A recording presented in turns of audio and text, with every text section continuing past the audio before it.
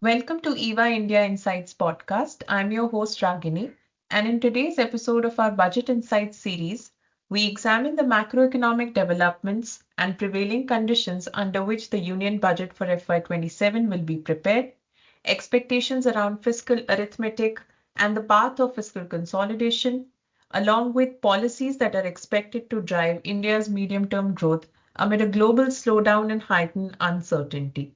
To facilitate this discussion, we are joined by Dr. D.K. Srivastava, a distinguished economist, honorary professor at the Madras School of Economics, member advisory council to the 16th Finance Commission, and EVA India's chief policy advisor. A very warm welcome to you, sir. Hello, Ragini. Hello. To begin with, sir, could you briefly set the context by outlining the current macroeconomic developments and constraints, both domestic and global constraints, within which the Union budget for FY27 is being formulated? Well, as far as the growth performance of the Indian economy is concerned, India has done remarkably well in the post-COVID years. In fact, in FY26, as per the first advanced estimates, the real GDP growth is 7.4%. And if we look the performance from FY22-23 onwards, then it is 7.6, 9.2, 6.5, and 7.4%. So that's a very impressive growth performance and definitely leading growth amongst major global economies. So India is doing well in terms of real growth. This real growth is actually predicated upon an excellent performance as far as private final consumption expenditure is concerned, which grew at 7%. And as far as investment is concerned, which it is even stronger, showing a growth of 7.8% if we look at investment in terms of the ratio of gross fixed capital formation relative to GDP. That ratio has been stable at about 34% for some time. The only concern that we have is in terms of the uncertainties that are emanating from the global economy, particularly in terms of global supply uncertainties. The atmosphere environment is such that supply side uncertainties have become stronger and unpredictable. It is as a result of that the contribution of net exports to overall GDP growth has actually showing a negative contribution of minus 1.9 percentage points, as opposed to what was its contribution in FY25 at 2.3%. The other concern, particularly for the making of the budget in FY27, which is predicated on the revised estimates of FY26, is the relatively low difference between real GDP growth and nominal GDP growth. The nominal GDP growth has clocked it at just 8%, only 0.6 percentage points higher than the real GDP growth. At 8% nominal growth, there are some significant implications for the budget aggregates, which are actually always specified in nominal terms. Right, sir. So very useful and informative insights, and they set a strong context for our upcoming discussion. I move to the second question. Sir, what signals should the markets look for in the upcoming budget around public capital expenditure and its role in supporting India's growth? Well, the markets actually look for, from the budget, what would be the fiscal support to growth and what would be the government intake from the net investable surplus.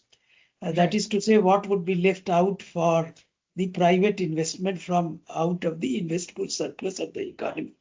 Now, both actually have important inputs coming from the budget. As we said, the budget is going to be formulated based on base numbers that will be the revised estimates for FY26. Now, those revised estimates would be such that actually there is an expectation of shortfall in the gross tax revenues of the central government as compared to what was estimated in the budget. So the reason for that is that there were major reforms for personal income tax and GST that were undertaken during the course of the fiscal year. In fact, the TIT reforms were introduced in the budget, and then in the middle of the fiscal year, major GST reforms were also undertaken. As a result of that, we expect that the buoyancy would go down to something like 0.8%, and there would be a certain shortfall as compared to the estimated GTR magnitude. As a result, net tax revenue, which is what becomes available to the central government, would also experience a shortfall. So we expect that in terms of the shortfall, overall shortfall in revenue receipts, they would be instead of 9.6% that was assumed in the budget relative to GDP, what we would achieve is only 9.3%. And if we want to maintain the fiscal deficit to GDP ratio at 4.4%, which was the announced target, then I think we have to make certain adjustments. The categories where such expenditures are feasible in the revised estimates mainly relate to revenue expenditures, because capital expenditures have played so far a significant role in sustaining overall growth in the economy. That is, GUI capital expenditures have played a significant role. So we do not advocate any reduction in the growth of capital expenditure as far as revised estimates are concerned. If anything, this may be increased marginally from the budget estimates, but there would be a scope for reducing revenue expenditures relative to GDP as far as the FY26 budget is concerned. Now, that is RE.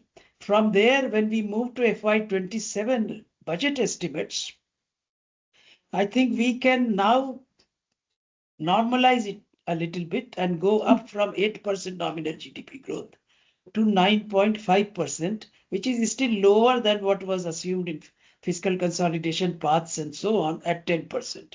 9.5% appears to be feasible for the FY20 for the next year 26-27, and given 9.5%, we can also consider that the revenue reducing impact of PIT and GST would largely be absorbed, and therefore normalization should return as far as growth is concerned, because the base numbers would have been lowered in FY26 RE.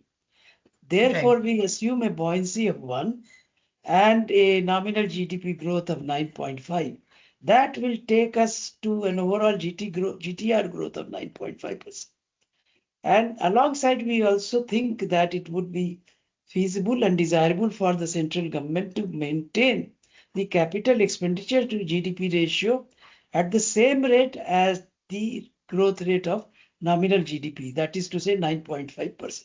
There would be some marginal downward adjustment in revenue expenditure, but that seems feasible because so far the trend has been that a long-term reform has led to reduction in subsidies, budgetary subsidies, and revenue expenditure relative to GDP has been going down over time.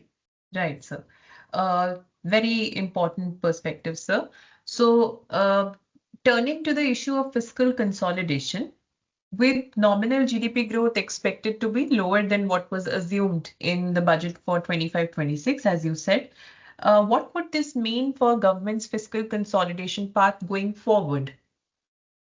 Well, our assessment is that, in fact, in spite of the gross tax revenues underperforming as compared to the budget estimates, government should be able to meet the fiscal deficit target at 4.4% for FY26 by suitable downward adjustment in revenue expenditures. Right. However, last year the finance minister had announced that the fiscal consolidation targeting would be changed from fiscal deficit targeting to an annual reduction in government debt GDP ratio. Now, because of the surprise that is coming in terms of an excessively low nominal GDP growth, there is a possibility that in the revised estimates we may miss the revised statement of the fiscal consolidation path in terms of annual reduction in the debt GDP ratio. In fact, in this very first year, Hmm. even if we maintain a fiscal deficit level of 4.4%, there would be an increase in the central government debt to GDP ratio. If we want to avoid that and meet this annual reduction target, then the fiscal deficit would have to be reduced to 4.2%. I think that does not seem to be on cards. In Hmm. all Hmm. likelihood, 4.4% would be maintained, but going forward in FY27, we should continue with fiscal consolidation and reduce the fiscal deficit to GDP ratio by another 40 basis points so that for FY27, the fiscal deficit to GDP ratio would be 4%. One more point one can add is that there has been over time a significant improvement in the quality of fiscal deficit, which is Hmm. also an important dimension of fiscal consolidation.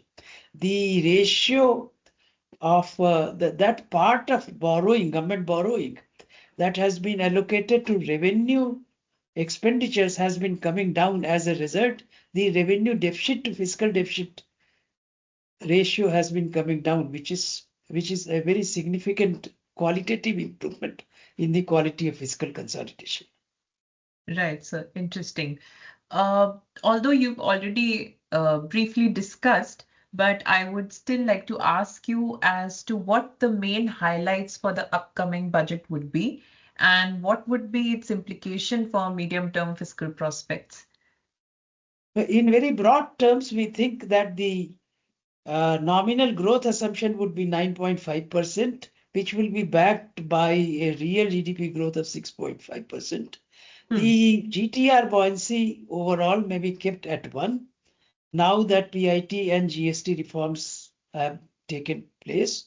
I don't think there would be major tax reforms uh, uh, that would be introduced, and capital expenditure GDP ratio should at least continue at 9.5%, similar to nominal GDP growth, so Yes, that sir. the uh, capital expenditure to GDP ratio would be 3.1% in the FY27 budget. We Yeah. also think that there would be some change in the structure of GOI capital expenditure. It, it is desirable that we move in favor of defense capital expenditure, because physical capital expenditure in terms of physical infrastructure expansion has not been able to absorb that much of additional capital expenditure. It is Hmm. important, therefore, to change the quality of capital expenditure from physical to digital infrastructure that caters to emerging technologies like AI, Gen AI, and other advanced sectors like space, robotics, and so on. Right, As far right, as sir. the revenue expenditure is concerned, it should continue to be rationalized and reduced, based largely on further reduction in subsidies. Right. Thank you, sir, for your elaborate response. This brings me to my last question, which is about the core objectives of medium-term fiscal policy to support growth and to realize the vision of Viksit Bharat. Well, India has been preparing itself to cater to the medium-term fiscal policy and growth requirements for the economy to realize the vision of Viksit Bharat. That is why it has undergone major structural changes in the last decade or so, and is now poised to show a steady and sustained growth of 6.5% plus in the medium term. Although there would be some uncertainties emanating from the continuing global economic uncertainties. The FY27 budget would lay the background for this and Yes. we expect that fiscal consolidation would continue in the medium term, and eventually by before we reach the Viksit status, the fiscal deficit to GDP ratio should stabilize at 3%. Okay. And as a base for the medium term, we have already undertaken major tax reforms. And I think over time, there would be a buoyancy-based increase in the overall tax to GDP ratio. For the consolidated or the general government related to GDP, the tax ratio should increase from the present level of about 18% slowly to closer towards 25%. This, in my view, should be based on a buoyancy of higher than one rather than any major reforms within individual tax regimes. Right, sir. Thank you so much, sir, for those insightful responses. They've provided a very clear and comprehensive perspective on the upcoming budget and its medium-term implications. Thank Thank you, you to all. Ravina. Thank you to all our listeners. Stay tuned for more captivating discussions on EVA India Insights. Don't forget to subscribe for the latest updates. Until next time, this is Ragini signing off.